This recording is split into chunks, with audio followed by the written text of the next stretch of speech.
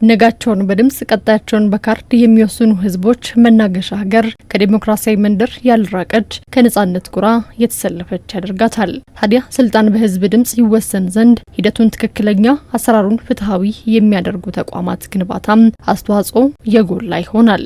የዚያ ከወገንተኝነት የራቀም ለፍትሃዊነት የልብ ወዳጅ የሆነ ተቋም መፈጠርም ዜጎች ድምጻቸውን ያለመጠራጠር እንዲሰጡም በዲሞክራሲያዊ ልምምድ እንዲያምኑ በርን ይከፍታል። ለዚህም ነው በምርጫ ጉዞም ዝቅታን ከከፍታ ያሰለፈችው ኢትዮጵያም ብሔራዊ ምርጫ ቦርድን በይፋ ያቋቋመችው።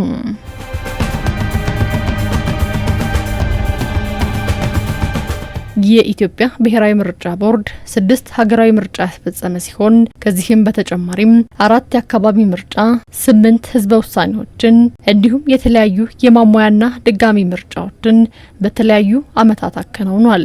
በሀገራዊ ምርጫ ዲሞክራሲያዊ ልምምድ እግር የሚያወጣበት ፍትሃዊነት ነፍስ የሚዘራበት ይሆን ዘንድም ምርጫን በገለልተኝነት ህዝበ ውሳኔን ያለመድሮ ለማስፈጸም የተቋቋመው የኢትዮጵያ ምርጫ ቦርድ በተለያዩ ጊዜያት ቅሬታን መነሻ በማድረግ ተቋማዊ ማሻሻያዎች ተደርገውበታል። የማሻሻያ አዋጁ ከዚህ በፊት የታዩ እና ወደፊትም ሊከሰቱ ይችላሉ ተብሎ የሚገመቱ ተግዳሮቶችን በመቅረፍ የፖለቲካ ምህዳሩን ለማስፋት ፍትሃዊና ታማኝነት ያለው ምርጫ እንዲኖር የምርጫ ሂደት እንዲኖር የሚያስችል መሆኑን በምርጫ ሂደት የሚነሱ ቅሬታዎችን በተገቢው መንገድ ለመፍታት የሚያስችል አሰራር ሊያሰፍን የሚችል መሆኑን የሚሉ ነጥቦች በጭብነት ተለይተዋል። በጥልቀት ታይቶ ምርመራ ተደርጎበት የቀረበ የውሳኔ ሀሳብ ነው። አካታች ፖለቲካ ስርዓትንም ለማራመድ የበለጠ ደግሞ ማልቲ ፓርቲ ስርዓቱንም ለማጎልበት ይጠቅማል ብዬ አስባለሁ። ኢትዮጵያ ተቋማዊ ግንባታ ለሀገራዊ እድገት ወሳኝነቱን በማመን በተለያዩ ተቋማት ላይ የታደሰ ሀሳብን ያነገቡም ለውጥን መሰረት ያደረጉ ተቋማት ይፈጠሩ ዘንድም ተቋማዊ ማሻሻያዎች ተደርጎባቸዋል። ከነዚህ ተቋማት መካከል ደግሞ የኢትዮጵያ ብሔራዊ ምርጫ ቦርድ አንደኛው ነው።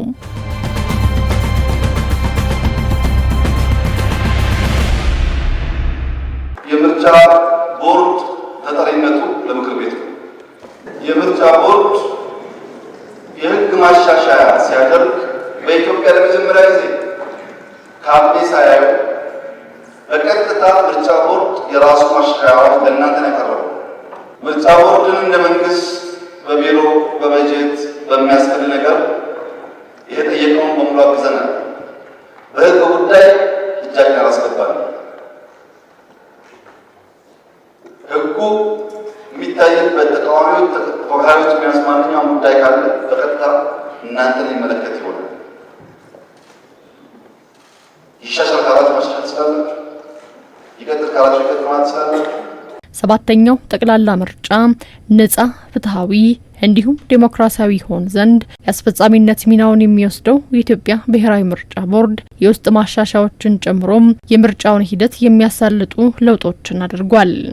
የህግ ማሻሻያ ስርዓት አስፈልጎን ስለነበረ ቦርዱ 1162 አዋጅ ቁጥር 1162 የተባለውን አዋጅ በማሻሻል እሱን ተከትሎ ደግሞ ለማስፈጸም የሚያስችሉ መመሪያዎችንም አብሮ አሻሽሎ ለዚህ የማሻሻል ሂደት ላይ ደግሞ የፖለቲካ ፓርቲዎች፣ የሲቪል ማህበረሰብ ድርጅቶች ግብዓቶቻቸውን እንዲሰጡ በማድረግ አስፈላጊ የሆኑትን ነጥቦች በማካተት ስራውን ሲሰራ ቆይቷል።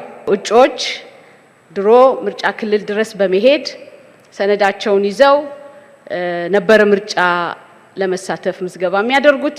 አሁን ግን በቢሮአቸው በምቹ ስፍራቸው ሆነው እጩዎቻቸውን እንዲመዘግቡ ቦርዱ ይሄንን ሲስተም አበልጽጎ አልምቶ ስራ ላይ አውሎ ከጥር 1 ቀን ጀምሮ ፓርቲዎች እየተመዘገቡ ይገኛል።